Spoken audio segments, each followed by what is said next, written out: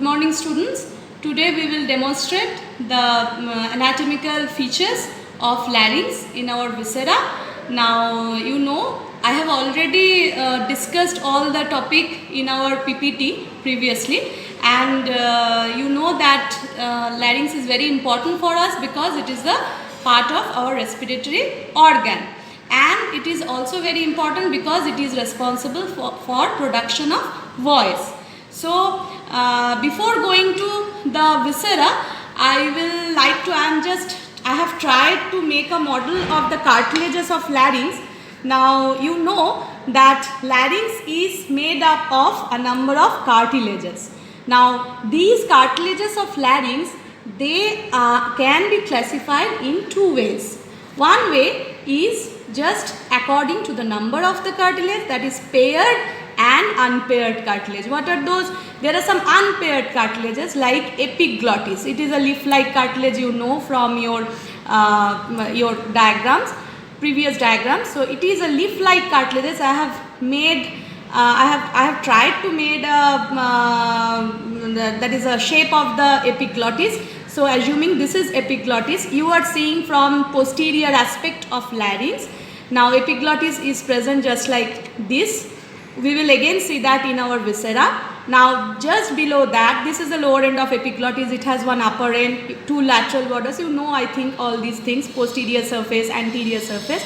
Just below that, so it is one of the unpaired cartilages of larynx. Just below that, there is the thyroid cartilage. That is again one unpaired cartilage of larynx. It is just like an open book. You can see here, it has two laminae, just like an open book, and these two laminae, you can see, they are meeting with each other in their anterior border, forming the Adam's apple, which is more prominent, almost 90-degree angle in case of male, and in case of female it is lesser. It is the angle is more, that is, it is less prominent. The angle is almost 120 degree in case of female.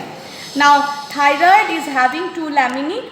So it is having again upper border, lower border, one anterior border, one posterior border, which is present towards the cavity of the larynx, and it has two horns, one superior horn, one inferior horn, and we can see that here there will be, in this position there will be presence of the hyoid bone. This is not the cartilage of larynx, but it is a hyoid bone.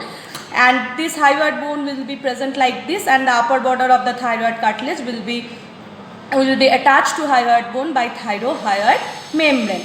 Now this is the arrangement of epiglottis and hyoid, and the lower end of epiglottis will be attached to the thyroid cartilage by thyroepiglottic ligament also, and below that we can see, I hope you can see the blue colored thing, just like a ring. That is the signet shaped ring, or the cartilage, the foundation stone of larynx, that is the cricoid cartilage. It is having one anterior arch which is a bit smaller, and the posterior lamina which is a bit broader part. So these are the three unpaired cartilages of larynx: epiglottis, thyroid, and the cricoid cartilage.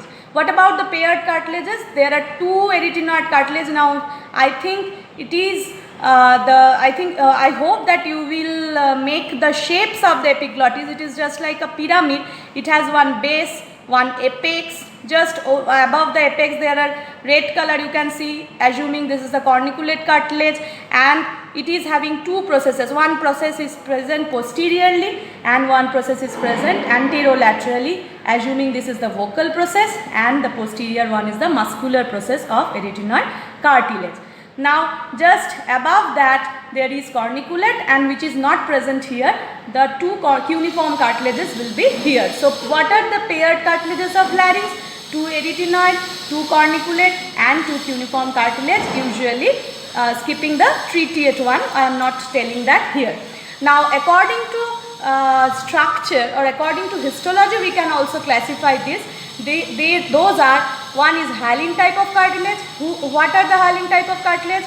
Just remember oid cartilage. That means the thyroid, cricoid, and arytenoid. Just remember hyoid, H-Y-O-I-D. Hy means coming from hyaline, and oid cartilages are hyaline in nature, that is thyroid, cricoid and most of the part of arytenoid, not fully. The vocal process and the apex of arytenoid and the rest of the cartilages, they are elastic in nature. So this is the overview or I